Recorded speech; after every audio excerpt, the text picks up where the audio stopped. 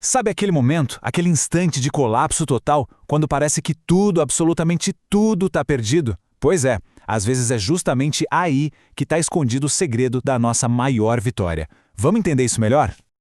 Essa frase nossa, ela é de arrepiar, né? Eu tinha certeza que ia dar certo, até que eu perdi tudo. Isso resume perfeitamente aquele sentimento de ver um sonho virar pó. Um sentimento que, olha, muita gente conhece bem de perto. E é exatamente aí que a nossa história começa. Com esse gosto amargo, o gosto do fracasso. Aquele momento em que o chão some. É uma sensação que vem de dentro, né? O colapso total.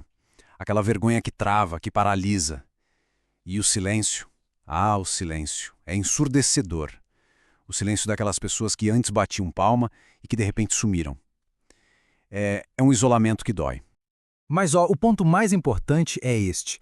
Por mais que pareça que só a gente está passando por isso, a verdade é que ninguém está só nesse sentimento. Pode parecer uma jornada solitária, mas é uma das experiências mais comuns para quem ousa tentar, para quem tenta criar alguma coisa. E para a gente ter uma ideia do tamanho disso, olha só esse número. Uma pesquisa do Sebrae revelou que quase um terço, 29% das novas microempresas aqui no Brasil, fecham as portas em até 5 anos. Então, o que isso quer dizer? Quer dizer que o fracasso não é uma exceção à regra. Ele é uma estatística, faz parte do jogo. Beleza, mas é aqui que o jogo vira. Porque o fracasso não precisa ser, de jeito nenhum, um ponto final. Muito pelo contrário. Dentro da própria queda, existe uma chave. Uma chave escondida que pode transformar tudo. E essa chave tem nome. É a antifragilidade. Esse conceito é poderoso. Não é só sobre sobreviver a uma pancada, a um momento de caos. É sobre usar esse caos, usar o estresse, a porrada, como combustível para voltar maior, para voltar mais forte. Agora, uma coisa super importante para entender isso, qual a diferença para resiliência que a gente ouve tanto falar? Pensa assim, resiliência é tipo um elástico. Você estica e ele volta para o lugar original, se recupera. Já a antifragilidade, ela vai além. Ela não volta igual. Ela usa o impacto para evoluir, para se tornar algo novo, algo melhor e mais forte. Isso aqui não é papo de livro, não. Olha só o que o Michael Jordan, talvez o maior atleta de todos os tempos, falou. Ele disse que errou mais de 9.000 arremessos. Ele falhou, falhou e falhou de novo. E é por isso, por causa disso, que ele teve sucesso. Cada erro não foi um obstáculo, foi um degrau. E o Steve Jobs? Imagina ser demitido da empresa que você mesmo criou. É o roteiro perfeito para o fim do mundo, certo?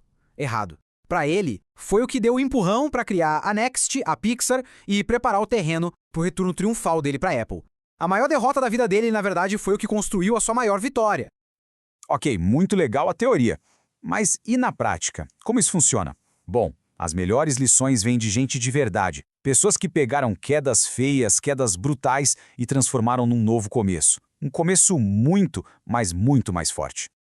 Vamos começar pela história da Roberta Laszlo. Ela tinha uma empresa de eventos que, com a pandemia, foi pro buraco. Tava falindo. O mundo dela, basicamente, desabou. E o que ela fez? Ficou parada chorando? Não, ela usou a crise como um trampolim. Em incríveis 15 dias, ela virou o jogo. Lançou uma ideia nova, a People. E o resultado? R$100 mil de faturamento nos primeiros 3 meses, em um negócio que hoje vale mais de 1,5 milhão. E isso é antifragilidade na veia. Agora, se liga na história do Alexandre Valença, porque ele não quebrou uma vez, ele quebrou 2 vezes. Vamos ser sinceros, a maioria de nós já teria jogado a toalha, né? Mas ele não. Cada falha serviu de lição.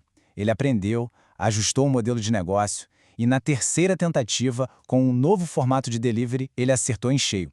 Hoje são 36 unidades e um faturamento milionário. A persistência dele foi toda construída em cima das lições que ele aprendeu nas quedas.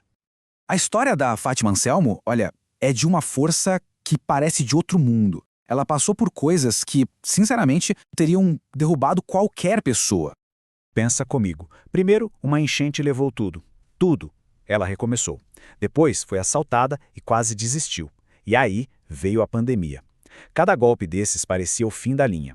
Mas a cada vez, ela não só se levantava, ela se reinventava. Ela mudou o foco, começou a vender direto para o consumidor e criou um negócio ainda mais forte. Antifragilidade em estado puro.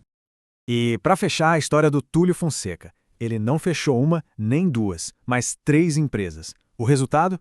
uma dívida de R$1,5 milhão. Fim da linha, né? É o que parece.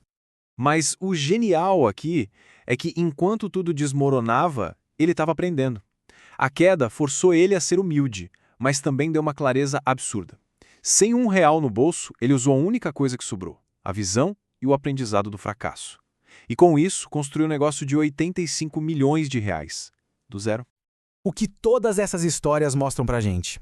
Elas levam a uma conclusão muito, muito poderosa. A maior vitória que o fracasso pode dar não é o dinheiro, é algo interno, algo que acontece aqui dentro. Pensa só, o fracasso força a gente a ser humilde, a ouvir. Ele constrói aquela força interna, sabe? Uma armadura que nenhum sucesso fácil consegue dar. E talvez, o mais importante, ele limpa a nossa visão. Tira as distrações e mostra o que realmente importa. O que abre portas para novas oportunidades, como foi com o Túlio.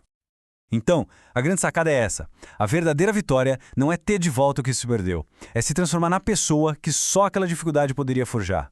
É se tornar quem era preciso ser. E essa é uma vitória que ninguém, nunca, pode tirar de nós. E agora eu deixo uma pergunta para a gente pensar. Qual foi a maior lição que um fracasso já ensinou? Pensa aí. Porque toda história de queda, no fundo, guarda uma baita aula de superação. Se essa história tocou o coração de alguém, já está fazendo a diferença.